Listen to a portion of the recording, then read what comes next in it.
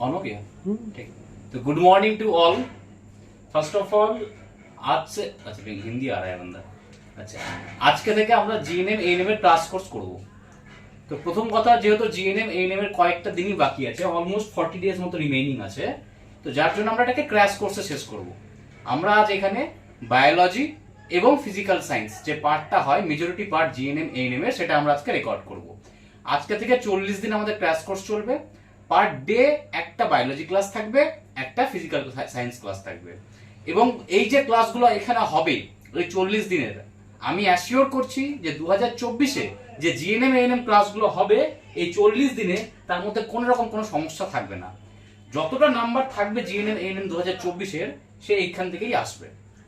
তোমাদেরকে এটা ট্রাস্ট করতে হবে আমার উপরে। একবার ট্রাস্ট করে দেখো 2024-এর জন্য, আমি বলছি তোমরা ফেইল্ড হবে না।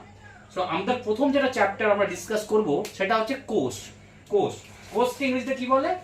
সেল, বা বাংলায় বলে কোষ। তো হোয়াট ইজ সেল বা কোষ? কোষ হচ্ছে, ধরে নাও কোনো কিছু, প্রথমে কোষ বোঝার জন্য তুমি দুটো জিনিস বোঝো, একটা লিভিং, একটা নন লিভিং। কি লিভিং? যে লিভিং মানে হচ্ছে যে জীবন্ত আছে, আর নন লিভিং মানে যেটা জীবন্ত নেই। ফর এক্সাম্পল আমি তোমাকে বলতে পারি যে একটা বিল্ডিং আছে, আমি যে বিল্ডিং এর মধ্যে পড়াচ্ছি, এই বিল্ডিংটা কি? Non living. কিন্তু আমি যে পড়াচ্ছি, আমি কি? লিভিং।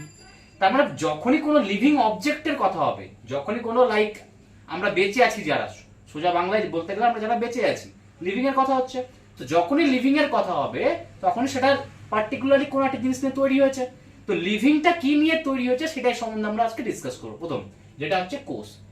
দেখো, যেমন একটা বিল্ডিং তৈরি করতে গেলে অনেকগুলো ইটকে পর পর পর পর রেখে একটা বিল্ডিং তৈরি হয়, ঠিক তেমনই একটা লিভিং মানে জীবন্ত দেহ তৈরি করতে গেলে অনেকগুলো একটা লিভিং ম্যাটেরিয়াল দরকার, যেটাকে বলে কোষ। কি বলে?